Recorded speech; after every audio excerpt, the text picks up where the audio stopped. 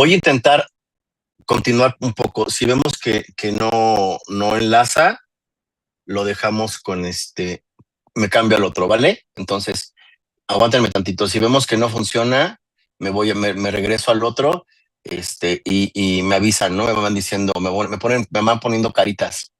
Por favor, disculpen la tecnología, pero pues estoy estable, o sea, tengo buena conexión a internet y estoy transmitiendo con un buen calidad de micrófono, pero pues bueno, ¿qué les digo?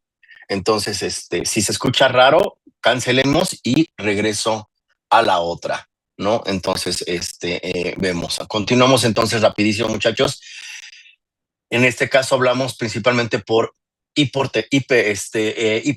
Recuerden que finalmente nuestro contenido, ¿sí? Es el fenómeno de que tenemos permeabilidad, presión, circulación, oxigenación en el tejido renal. Si nosotros tenemos algún daño que esté generando una caída súbita de la tensión arterial, tenemos características de empezar a tener un proceso de que empezamos a evitar, ¿sí? En este caso, la función de eliminación de componentes hacia el sistema, lo que en automático se va a convertir en un proceso de isquemia, en un proceso de azotemia, y obviamente esta característica va a generar la necrosis del glomérulo. Si tenemos necrosis glomerular, evidentemente, y tubular, al final de cuentas nosotros tenemos la posibilidad de poder llegar a tener consecuencias como son el acúmulo principalmente de componentes. Dentro de ellos hablamos de la urea, que es muy común, lo cual va a generar daño circulatorio, inicialmente funcionamiento en cuestión en cuestión la función de urea, de creatinina, y bueno, esos son algunos de los tóxicos. Recuerden que incluso también las bilirrubinas se consideran como tóxicos, y estos tóxicos también generan más daño, ¿no? De lo que podemos empezar a sospechar. Si nosotros tenemos una reacción importante, que sería la reacción de Schwarzman, sí, principalmente hablamos, y lo conocemos como esta reacción, la hemos visto, principalmente hablamos de la reacción de, en este caso, SID, la coagulación intravascular diseminada. Básicamente, cuando hablamos nosotros de la coagulación intravascular diseminada formado por la presencia de endotoxinas bacterianas, vamos a generar un tipo de adhesión, en este caso en el sistema. Recuerden lo que habíamos platicado alguna vez, en este sistema estamos teniendo la presencia directa de que las células bacterianas se van a presentar como antígeno y se van a reconocer como antígeno en la circulación. Para poder nosotros hacerlas que el sistema inmune funcione, son capturadas en el sistema principalmente por el complejo mayor por el complemento, y después por los anticuerpos, y finalmente una vez que la tienen secuestrada la bacteria, la van a pegar, en este caso al endotelio vascular. Si recordamos dónde se encuentran los capilares más pequeños, más finos, más continuos, y en este caso que nos dicen un poquito del efecto que pueden llegar a tener las lesiones características por estas bacterias empezando a formar inmunidad. Sí, pues hablamos de pulmón y hablamos de filtrado pulmonar, que son capilares muy pequeños y donde pasa pues evidentemente toda la sangre, sin lugar a duda. Hablamos inicialmente de hígado y hablamos de riñón. Conociendo estos tres esquemas, podemos llegar a tener que en una reacción antígeno-anticuerpo, como llamada reacción de Schwarzman, en este caso vamos a tener el proceso de forma directa en estos tres lugares. Podemos llegar a tener la formación de microtrombosis, ¿sí? Hemorragias, primordialmente en el tejido renal, provocado por este tipo de cuadro. Entonces, esta función es obviamente cuando ya tenemos el proceso de una bacteremia. La bacteremia se soluciona con un proceso inmunológico inflamatorio, lo cual termina pues, provocando que estas estructuras, ya este conjunto de sistema antígeno-anticuerpo se quede principalmente en las estructuras tubulares, es decir, en las estructuras de los vasos sanguíneos capilares del tejido renal, y finalmente la reacción inmunológica como consecuencia formará daño. Este daño provocado porque si es una bacteria, el sistema inmunológico lo va a reconocer por por el complejo mayor de histocompatibilidad y los receptores que tienen en este caso las células, y van a generar en este caso una respuesta de tipo neutrofílico, lo cual en automático genera daño, genera necrosis y por lo tanto el tejido renal se empieza a perder. Si hablamos de otras causas, sí que pueden generarnos este tipo de fenómeno, hablamos de los tóxicos, y este es muy común, principalmente nosotros conocemos en medicina veterinaria la formación de algunos de ellos. Les puse los comunes que han pasado. Hablamos de monesina sódica, hablamos de anfotericina B, hablamos de tetraciclinas y hablamos de un especial, la gentamicina. La gentamicina provoca una reacción muy parecida, en este caso por elemento tóxico vascular, y es evidente que el daño inicialmente pues es un choque en este caso importante en los animales, y este choque desemboca con una falla renal. Entonces es evidente que nosotros, hablando de estas presentaciones, podemos empezar a tener necesidad de, en pacientes nuevos, no lo hacemos, o sea, no se hace de manera regular porque pues no sé, a lo mejor este es un problema que se está, que no se ha puesto en función, pero si nosotros cada vez encontramos más animales que llegan a tener dermopatías, en este caso por atopía intestinal digestiva, y empezamos a ver recomendaciones, sí, que nos dicen que tenemos una mayor cantidad de daño, es casi un hecho, y esto puede ser importantísimo, es que en la antigüedad no se estaban diagnosticando estos tipos de patrones. En la actualidad no es que sean nuevos ni que están apareciendo, sino que cada vez hay mayor información, ¿sí? En este caso, en el lienzo que conocemos como el lienzo educativo veterinario, en donde el veterinario en la actualidad tiene más herramientas como para poder hablar de este tipo de productos y poder inclusive reportar. En la actualidad se sabe que una de las más importantes que está generando mucho daño es la presentación de gentamicina por vía endovenosa.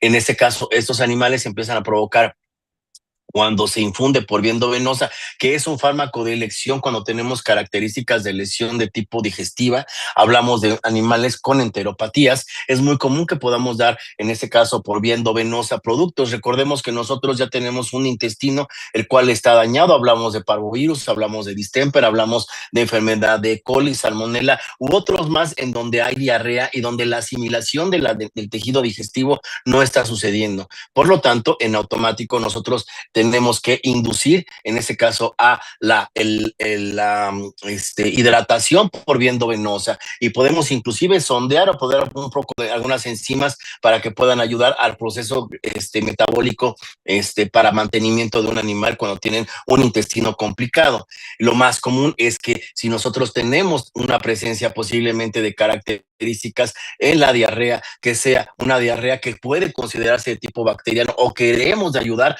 a poder disminuir la carga bacteriana, lo más seguro es que nosotros tengamos que actuar con un fármaco que sea de elección, que no se transporte, que no se absorba, ¿sí?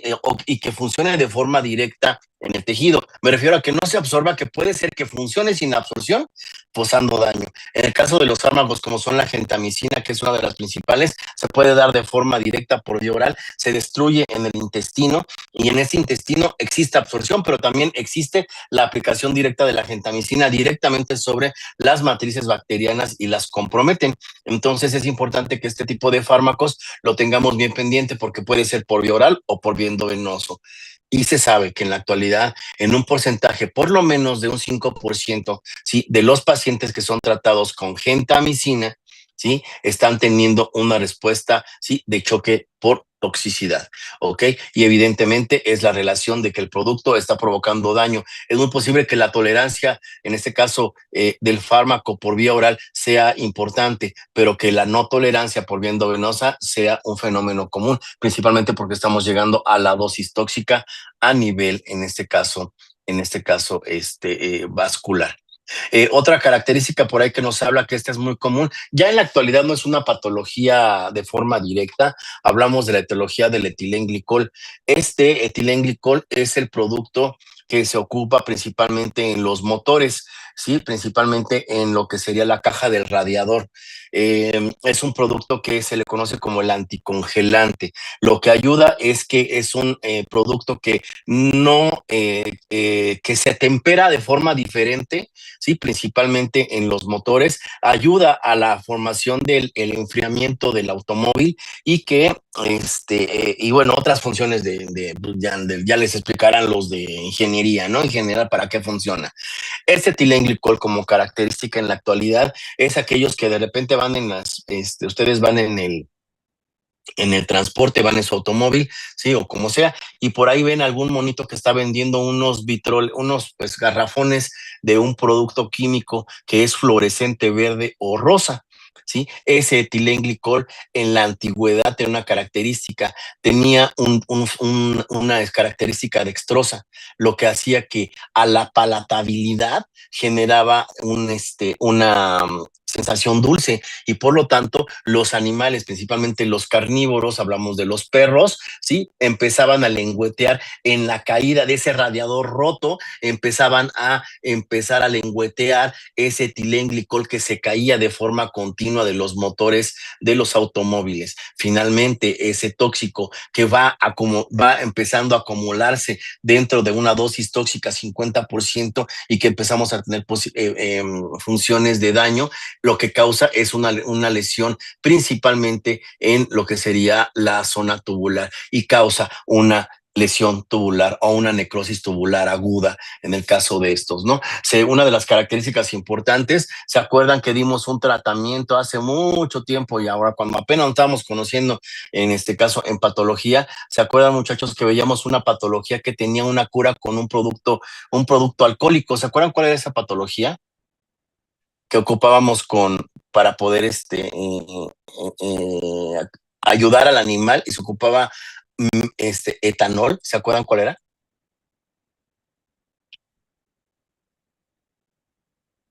Allá en el circulatorio, decimos, cuando les llega a pasar esa intoxicación, lo que pueden hacer es inducirlo con, obviamente a plano de coma químico y Era darle intoxicación etanol. por fluoroacetato. Exacto, era intoxicación por fluoracetato. Si recordamos, el fluoracetato era un Se producto le daba, químico.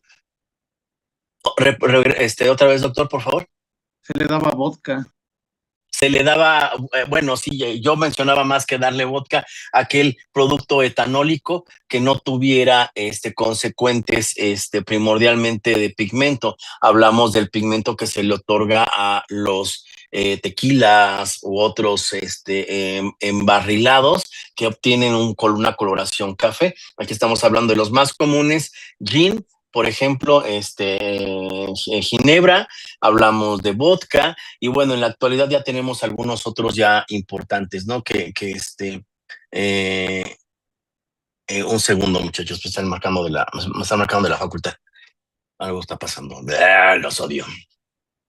Aguántenme, no me colgué. Digo, no me colgué. No se vaya, por favor.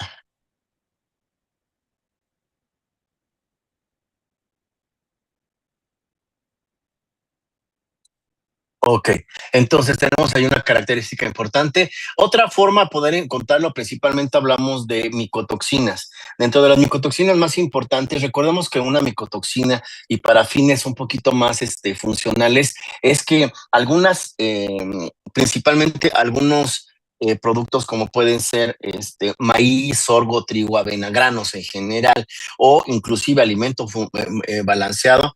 Uh-huh. este, eh, ay, perdón.